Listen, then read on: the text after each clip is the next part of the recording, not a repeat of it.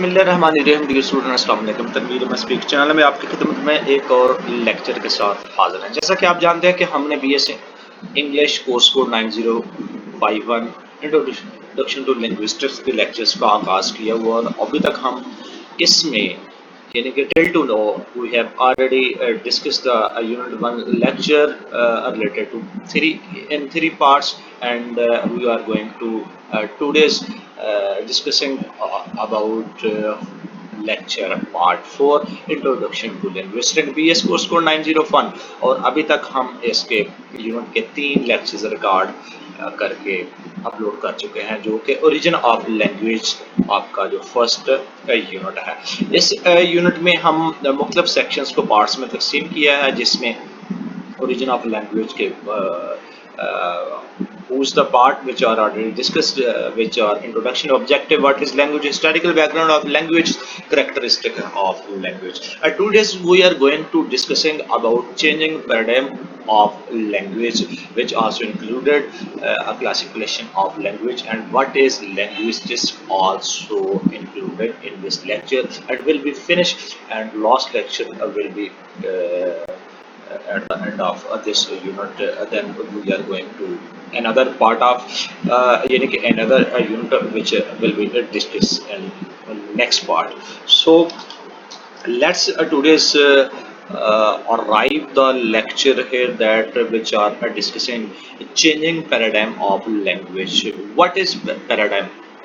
You can say that paradigm about model pattern as well.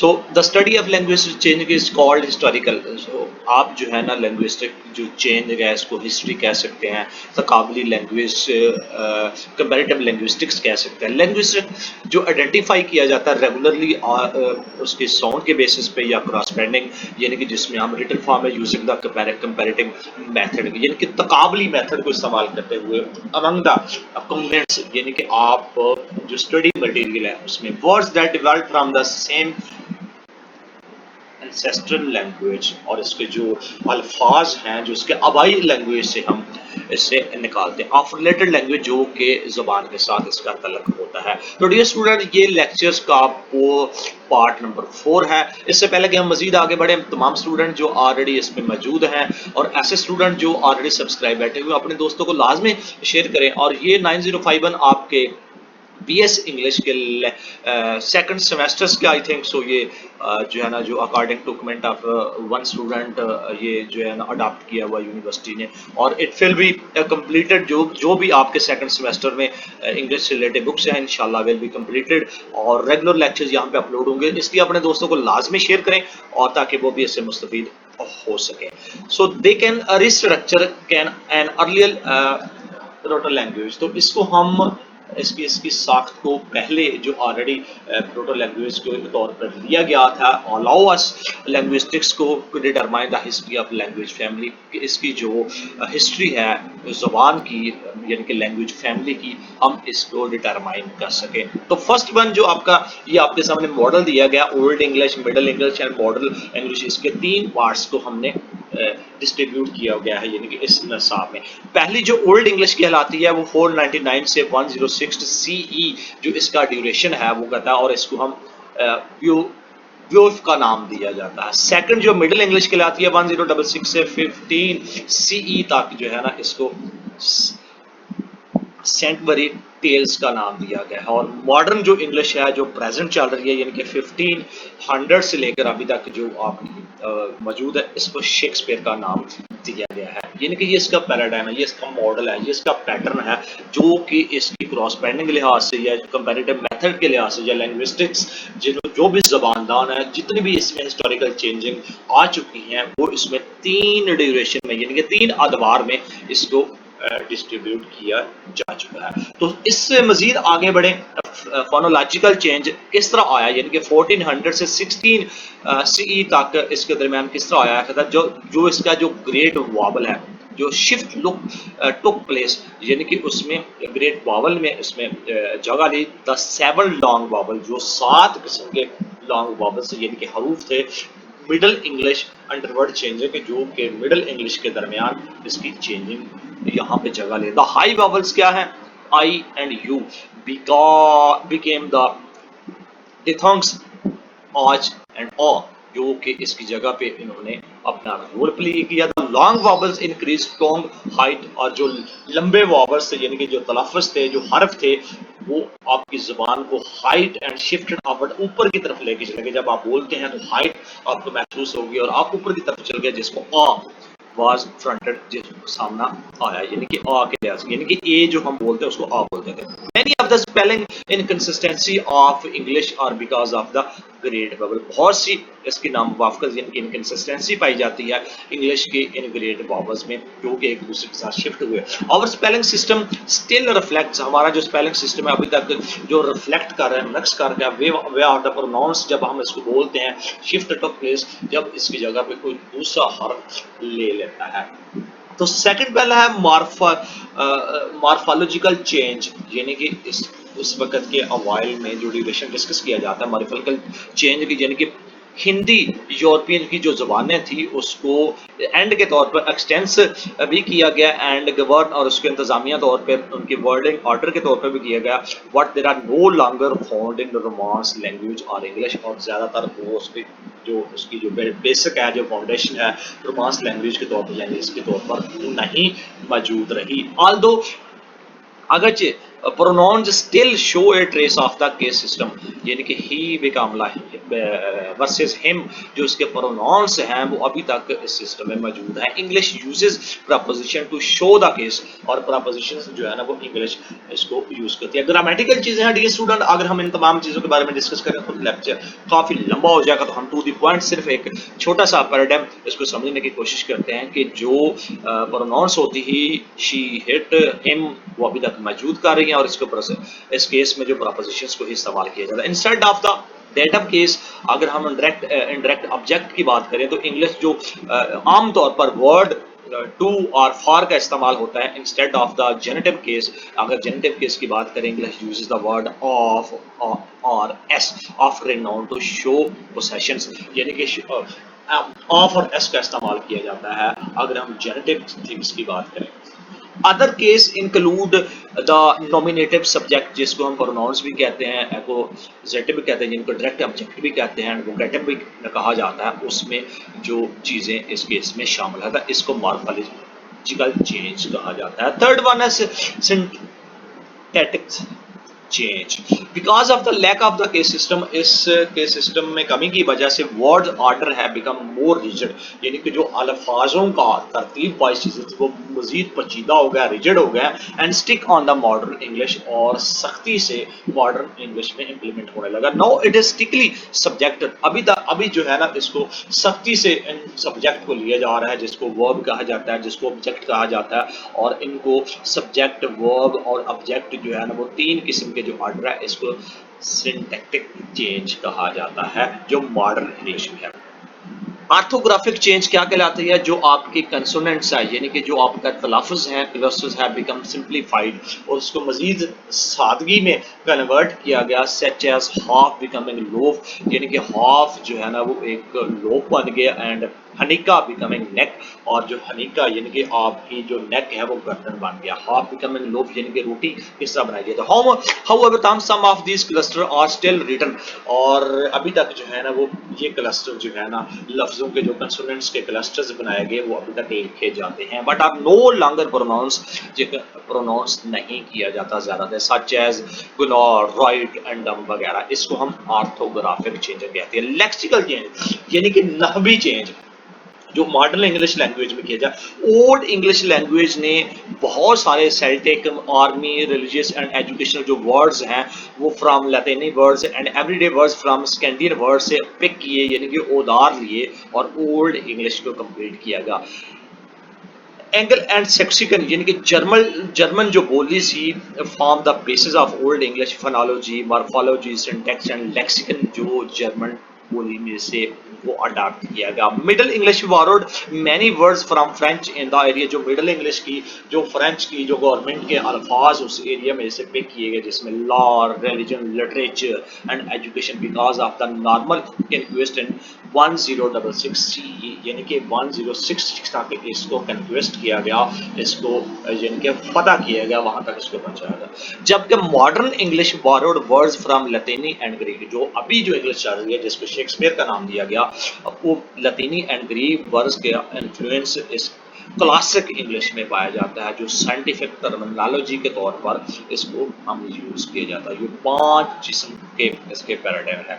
इसके अलावा dear student classifications है, तो Indo European family में जो इसकी क्लासिफिकेशन की गई, इटालियन का, रोमांस है, कैथोलिक है, फ्रेंच, इटालियन, ये तमाम की तमाम लैंग्विस्टिक यहाँ से इसकी दर्जाबंदी की गई। ये मुख्तलिफ किस्म की लैंग्वेज मिलकर मॉडर्न इंग्लिश का एग्जिस्ट हुआ।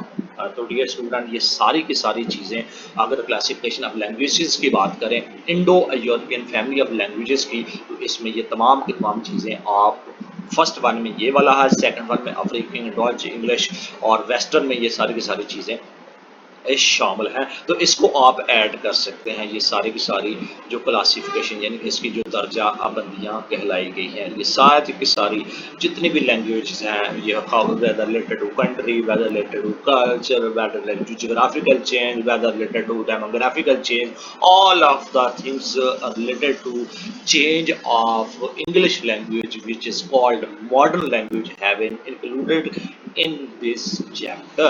So you can see that about English language, that Uralical other major family of languages spoken on the European continent, यानी कि ये यूरोपियन जो बड़े आज़म यूरोप में इन तमाम मेजर फैमिलीज इन ज़ुबानों का इस्तेमाल किया जाता था। And Finnish, Estonian, Hungarian are example of these of the languages which are used in this era. Afro-Asanic languages are spoken in Northern Africa and the Middle East. They include Berber, Exhibition, Omtec, and Cushish language, also Somali, Iraqi, as well as the modern Semitic language of the Hebrew, Arabic, and Arabic. यानी कि ये कुछ language है जो area wise modern English language में जिसका evolutions हुआ, यानी कि इर्तकाई मनाज़िर जिन्होंने तय की, ये सारी की सारी उनके बारे में लिखा जाता है। इसके अलावा अल्टेक लैंग्वेज जो एक क्लासिफाइड जापानीज एंड कोरियन को, जिसके थ्रू ये सारी की सारी चीज़ों को सेपरेट किया गया और इनके अपने ग्रुप को बनाया गया, जिसमें Sino Tibetan language include Mandarin, Hakka, Burmese, Tibetan and all of the Chinese जो बोली जाती थी उस वक्त, यानी कि डायलेक्ट्स थे, astro type Vietnam's the derivation language of the Tamil, Telugu are spoken in तमाम एरियाज में, जिसमें 40 किस्म की मुख्तलिफ ज़बानों को डिवाइड करके यहाँ पे इसको इस इरा में तकसीम किया गया। कुछ ज़बानें ऐसी हैं जिसको Georgian, मैग्रेलियन, चेचियन, Enochian, Avarian, Languagean, and Darian. These languages are mostly spoken in Georgia, Turkey, Syria, Iran, Jordan, and parts of the Russian Federation. The Niger-Congo family includes most of the African languages. About 1500 language इस group के साथ relate कर रही होती हैं, और ये तमाम की तमाम लैंग्वेज इस इरा में बोली जाती थी, जिसमें सेंट्रल ईस्टर्न अफ्रीका क्वेश्चन, जिसमें तकरीबन 200 लैंग्वेज पाई जाती हैं, और क्वेश्चन में अभी तक जो 30 लैंग्वेज जो मॉडर्न हो चुकी हैं उसमें ज़्यादातर भी जाता है। कुल मिला के ये 900 language all over the globe ये बोली जाती हैं। इसको आप मजीद रीड आउट कर सकते हैं। So many language are more spoken in North and South Africa which are related to native peoples which is called the European conquest. Knowledge of these languages limited because of the many of the language approaching extensions. Linguistics have a little hope of achieving many understanding the African American language families which are related to that era which is called modern English language. So ज़्यादातर language जो northern and south America में जो native peoples भी कहलाते हैं, इन तमाम चीज़ों को यूरोपियन में कन्क्वेस्ट किया, यानी कि फतह किया और चीज़ लैंग्वेज और इनको लिमिटेड कर दिया गया। तो डियर स्टूडेंट, ये थी क्लासिफिकेशंस के बारे में। छोटी सी यहाँ पे जो आपके सामने दिया गया। नेक्स्ट वन है जो कि व्हाट इज लिंग्विस्टिक्स। ये आपके पहले पार्ट में भी हमने इसको एआई वॉइस जनरेट करने आपको बताया गया। यहाँ पे भी हम डिस्कस करते हैं इन अ वेरी सिंपल सेंस। अगर सादा अल्फाज में बात की जाए लिंग्विस्टिक होता क्या है, स्टडीज ह्यूमन लैंग्वेज, यानी कि इंसानी जुबान के बारे में जो हम स्टडी करते हैं, रीड आउट करते हैं, पढ़ी करते हैं, जैसे कि रिसर्च करते हैं व्हाट इट इज नेचर, और इसकी नेचर क्या है, फितरी तौर पर ये क्या है, हाउ इट वर्क्स, किस तरह ये काम करती है, and how it is put together, और किस तरह हम इसको इकट्ठा करते हैं। इन अदर वर्ड्स, दूसरे लफ्ज़ों में, human language made up various building blocks of different types and sizes, यानी कि जो इंसानी ज़बान है मतलब किस्म के ब्लॉक्स बनाती हुई, डिफरेंट टाइप्स एंड साइजेस बनाते हुए आगे बढ़ी है, यानी कि एवोल्यूशन जो प्रोसेस किया गया है। मिसाल के तौर पर sounds are put together to form, यानी कि जो आवाज़ है इसको हम इकट्ठे अगर पुट करें और एक इसकी एक फॉर्म बनती है जिसमें वर्ड्स या sometime words get change their form, the words are further arranged in a particular order, यानी कि खास तौर पे हम इसको चेंज किया जा सकता है टू मेक फ्रेजेस, सेंटेंसेस, जिसको सिंटैक्स का नाम किया जाए। At that time beginnings and the ending of the words are change, compare, play with played, यानी कि अगर हम उसके साथ शुरू से लेकर एंड तक बात करें, जैसे कि कंपेयर करें प्ले को, तो अगर एंड पे बात करें तो ये प्लेड बन जाता है। To adjust their meanings, morphology, इनके जो अल्फाजों के मीनिंग्स को हम एडजस्ट करने की बात की है तो उसको मॉर्फोलॉजी का नाम दिया जाता है। Then the meanings are affected by order of the words, और इन्हीं जो अल्फाज हैं जो अफेक्ट कर रहे हैं वर्ड्स का, उसको सेमेंटिक्स का नाम किया जाता है। And by the knowledge of the speaker, और स्पीकर के नॉलेज के मुताबिक जो बोल रहा होता है एंड द हियर या सुन रहा होता है उसको हम pragmatics का नाम भी देते हैं। Thus चुनाचे linguistics is the study of all these field and their sub fields। तो ये तमाम की तमाम जो linguistics है इनकी जो study है इनके field से रिलेटेड या इसके सब fields के रिलेटेड के साथ होती है, तो तब ये कहलाती है what is linguistics। So these are the pragmatics is called a linguist also as well। So figure 1.1 in तमाम connections को between very field of the linguistic and their subject matter, जो इसकी subject matter है उसके बारे में show कर रही है। मिसाल के तौर पर field of linguist क्या कहलाती है, यानी कि sounds, आवाज़ है, इसको phonetics या phonology का नाम दिया जाता है। वर्ड जो अल्फाज है उसको मॉर्फोलॉजी का नाम दिया, जो सेंटेंसेस बनते हैं उसको सिंटैक्स का नाम दिया जाता है। अक्रॉस सेंटेंसेस जो मिलके बन जाता है उसको डिस्कोर्स का नाम किया जाता है, यानी कि जो गुफ्तगू होती है आपकी, जो डायलॉग बनते हैं between one and two personalities या वन और two groups. So meanings uses इसको सिमेंटिक्स प्रैग्मेटिक्स का नाम भी दिया जाता है। तो व्हाट इज लिंग्विस्टिक्स का मीनिंग्स ये बनता है डियर स्टूडेंट, आपका ये लेक्चर्स का पार्ट 4 है, यानी कि यूनिट 1 के लेक्चर्स का पार्ट 4 है जो अभी तक इसका इख्तिताम हुआ जाता है। अगर हम समरी की बात करें तो यहाँ पे हमने स्टडी ऑफ लैंग्वेज के साइंटिफिक बारे में बात की, और उसके जो most of the original language के बारे में, मुख्तलिफ किस्म की थ्योरी के बारे में बात की, उसके स्पेसिफिक ह्यूमन बिगिंस के बारे में हमने बात की, इसके सेवरल कैरेक्टर्स के बारे में बात की, characters of language and make human language किस तरह बनती है, एनिमल्स के साथ किस तरह कम्युनिकेशन, उसके बारे में हमने बात की। इसके अलावा study of language is called historical comparative language की हमने बात की। इस पूरे का पूरे चैप्टर में the language identify regular and cross pattern using the comparative method, उसके बारे में हमने बात की, और मतलब इसके डेवलपमेंट और जो इसके एवोल्यूशनरी जो थिंग्स थी उसके बारे में हमने इसके बारे में बात की। तो ये था आपके लेक्चर्स का पार्ट 4 जिसमें यूनिट 1 हमने डिस्कस किया गया। असेसमेंट एंड एवेल्युएशन जो अभी हमने अभी तक पढ़ा है, और सारे का सारा पूरे का पूरा यूनिट, इसमें आप खुद इटसेल्फ ट्राई कीजिए कि आपने अभी तक क्या सीखा, और कमेंट सेक्शन में लाजमी बताइए इस लेक्चर्स के मतलब और क्या क्या चीज़ें हमने डिस्कस की, ये सारी की सारी यहाँ पे उन्होंने बताया हुआ है, और पार्ट वाइज हमने 4 पार्ट्स में तकसीम किया, और ये कुछ सजेस्टेड रीडिंग मटेरियल्स है, इसको भी आप रीड आउट करके, और इंट्रोडक्शन टू लैंग्वेजेस यानी कि लैंग्वेजेस के बारे में आप अपने नॉलेज को एनहेंस कर सकते हैं। तो डियर स्टूडेंट, यूनिट 1 यहाँ पे इख्तिताम पजीर होता है। यूनिट 2 के बारे में जिसमें फोनेटिक्स एंड फोनोलॉजी के बारे में डिस्कस करेंगे, एक और लेक्चर्स के साथ मजीद हाजिर होंगे। कमेंट सेक्शन में लाजमी बताइएगा, मुझे आपके कमेंट का इंतजार रहिएगा कि ये लेक्चर्स आपको कैसा रहा और आपने अभी तक इसमें क्या सीखा। अपने दोस्तों को, अपने साथियों को, अपने क्लास फेलोज को जो बीएस इंग्लिश के स्टूडेंट हैं लाजमी शेयर करिए। और आप जो बीएस इंग्लिश का वो किसी और यूनिवर्सिटी से भी कर रहा है, वो उसके लिए भी ये बहुत अहम लेक्चर है, उसके बारे में आप ये रीड आउट करके अपने नॉलेज को एनहेंस कर सकते हैं। कमेंट लाजमी कीजिए, शेयर कीजिए और सब्सक्राइब तो करना ही पड़ेगा, क्योंकि आप सब्सक्राइब करेंगे तो मुझे हौसला अफजाई होगी और मैं इस किस्म के लेक्चर प्रीपे करके यहाँ पे अपलोड करता रहूँगा। इसके साथ ही हमें दीजिएगा इजाज़त हमारी तरफ से। अल्लाह हाफिज़। एक और लेक्चर यानी कि यूनिट 2 के साथ फिर हाजिर होंगे। अल्लाह हाफिज़।